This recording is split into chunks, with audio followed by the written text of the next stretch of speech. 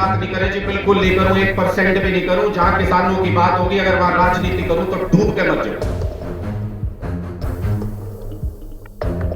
इस लड़ाई को लड़ना है, मेरी जहां जरूरत होगी।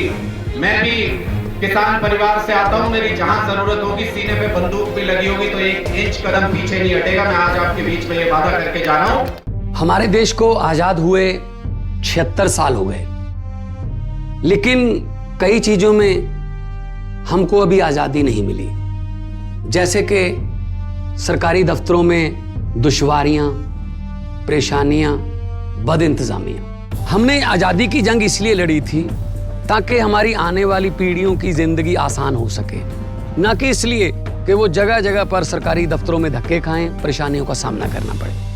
शहीद आजम सरदार भगत सिंह जी के सपनों को साकार करने के लिए पंजाब सरकार ने फैसला किया है कि पंजाब के लोगों को अब सरकारी दफ्तरों के चक्कर नहीं लगाने पड़ेंगे, बल्कि सरकारी दफ्तर खुद चल के लोगों के घर पर आएंगे। अब सरकारी दफ्तरों के चक्कर काटने की जरूरत नहीं, बस डायल करें 1076 और सरकारी सुविधाएं अपने घर पर ही पाएं।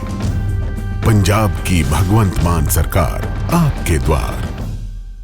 किसान आंदोलन के दौरान शहीद हुए जिंद जिले के 19 किसानों की याद में खटगढ़ टोल पर शहीद स्थल बनाया जा रहा है, जिसको लेकर आज किसान विजय दिवस मनाया गया। शहीद किसानों को श्रद्धांजलि देने के लिए आयोजित इस कार्यक्रम में कई राजनेता, कई किसान नेता और कई नामी खिलाड़ी पहुंचे। और इस दौरान आम आदमी पार्टी के वरिष्ठ उपाध्यक्ष अनुराग ढांडा ने मंच से जोरदार हुंकार भरी। अनुराग ढांडा ने कहा कि आंदोलन के दौरान मोदी सरकार दिल्ली के कई मैदानों को जेल बनाना चाहती थी, लेकिन केजरीवाल ने साइन करने से मना कर दिया और कलम ही तोड़ डाली। इतना ही नहीं, ढांडा ने ये भी कहा कि 13 महीने की लड़ाई लड़ने के बावजूद सरकार ने किसानों के साथ नाइंसाफी की है, इसलिए कुर्बानी के लिए तैयार रहो और जहां भी हमारी जरूरत पड़ेगी, आग उगलती बंदूकों के आगे भी सीना तान कर खड़ा रहूंगा। वो नमन करते हुए इन शहीदों को, जिन्होंने तानाशाह सरकार के हलक में हाथ डाल के अपना स्वाभिमान खींच लिया, इन शहीदों को नमन करते हुए और आप सभी किसान पुत्रों को, धरती पुत्रों को हाथ जोड़कर प्रणाम करते हुए अपनी बात की शुरुआत करता हूं। समझने की बात यह है कि हमारे साथ इंसाफ सिर्फ अभी नहीं हो रहा, हमारे साथ इंसाफ सिर्फ ये नाइंसाफी सिर्फ इस आंदोलन में नहीं हुई, आपके और हमारे साथ, आम घरों के लोगों के साथ ये नाइंसाफी रोज होती है, हर रोज होती है। बस ये है कि जब कहते हैं कि जब पानी सर के ऊपर चला जाए तो फिर हाथ मारने के अलावा कोई चारा नहीं रहता। हमारे बच्चों को ना अच्छे स्कूल मिलते हैं ताकि वहां पढ़ के अच्छी जगह चले जाएं, ना हमें बिजली मिलती अपने खेत में, ना हमको नौकरी मिलती अपने बच्चों के लिए। ये किसानों के बच्चे अपनी पूरी जिंदगी कुर्बान करना चाहते हैं, सीमा के ऊपर की जान देना चाहता हूं इस देश के लिए। ये सरकार कहती है कि 4 साल बाद रिटायर हो जाना। जब खाद मांगने जाओगे खाद नहीं मिलेगी, जब फसल का रेट मांगने जाओगे फसल का रेट नहीं मिलेगा, जब फसल खराब हो जाएगी तो मुआवजा नहीं मिलेगा। आपके साथ हर पल इंसाफ इस सरकार ने छीन लिया, आपसे नाइंसाफी होती रही हर पल और अभी भी होती है। लेकिन अगर कोई हमारी धरती के साथ खिलवाड़ करने का कोशिश करे, लेकिन अगर कोई स्वाभिमान के साथ खिलवाड़ करने की कोशिश करे तो फिर लड़ना जरूरी हो जाता है। और ये जो लड़ाई जिसकी आज याद में यहां पे बैठे हैं, ये लड़ाई भी ऐसी ही लड़ाई थी। आपसे आपकी जमीन छीनना चाहते थे, आपका स्वाभिमान छीनना चाहते थे। कहते हैं कि स्वाभिमान पे आ जाए तो टकराना जरूरी है, जो जिंदा हो तो जिंदा नजर आना जरूरी है। ये वही लड़ाई थी। ये 19 शहीदों के लिए आज यहां पर हम इनको नमन करते हुए एक श्रद्धांजलि स्थल बना रहे हैं, इनको याद करें, इनकी कहानियां सुनाई जा सके। लेकिन मैं चाहता हूं एक ऐसा दिन आए, एक ऐसी सरकार आए जो 700 शहीद हुए इस आंदोलन के अंदर, उनके गांव में, उनकी जगहों पे उनको भी इसी तरीके से श्रद्धांजलि दी जा सके, श्रद्धांजलि स्थल बनाए जा सके, ताकि इतिहास बन जाए ये कुर्बानी जो इन लोगों ने दी। और किस लिए कुर्बानी दी?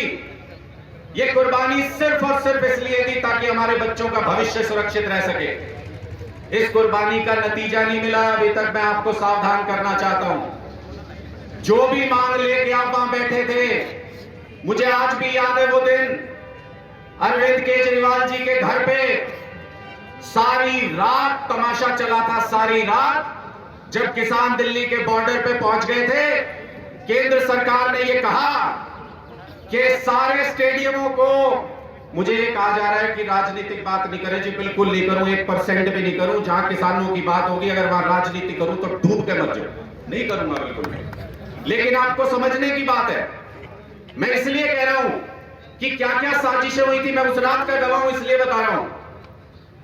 उस रात को केंद्र सरकार की तरफ से यह कहा गया तारी सरकार भंग कर देंगे, तुम आके सरकार नहीं चला पाओगे एक दिन के लिए भी। तो किसी को तो आज भी स्टैंड ले रहे हैं ना, किसी को तो स्टैंड लेना था। केजरीवाल जी ने कहा था चाहे फांसी दे दे, ये कलम तोड़ दी, साइन नहीं करूंगा इस फाइल के ऊपर जिसको कह रहे हैं स्टेडियमों को जेल बना दो। मैंने इसलिए इस बात का जिक्र किया, आप ये मत समझना मैं राजनीति कर रहा हूं, अपनी पार्टी की बात कर रहा हूं। मैंने इसलिए इस बात का जिक्र किया, हम जिस पार्टी में बैठे हो, जहां भी बैठे हो, अगर हमारे मां बाप सड़क पे लड़ाई लड़ रहे हैं, अगर हमारे किसान सड़क पे लड़ाई लड़ रहे हैं, तो लानत है ऐसी राजनीति पे अगर उसके लिए खड़े ना हो सके हम तो। इसलिए आप जहां जिस कुर्सी पे बैठे हो, जहां अपना दमखम दिखा सकते हो, वहां दमखम दिखा के इस लड़ाई में जुड़ना चाहिए, खड़े होना चाहिए। मैं इसलिए ये सारी बातें कह रहा हूं और अपनी वाणी को विराम दूंगा एक आखिरी बात कह के, ये लड़ाई अभी खत्म नहीं हुई है, ये लड़ाई अभी और आगे जाएगी और बहुत दूर तक जाएगी। कुर्बानियां देने के लिए तैयार रहना, इसलिए कह रहा हूं कि कुर्बानी देने के लिए तैयार रहना, क्योंकि इतिहास उसी का लिखा जाता है जो जीतता है। जो लड़ाई में एक छोटी लड़ाई का एक छोटा टुकड़ा जीत लिया, उससे इतिहास नहीं लिखा जाता।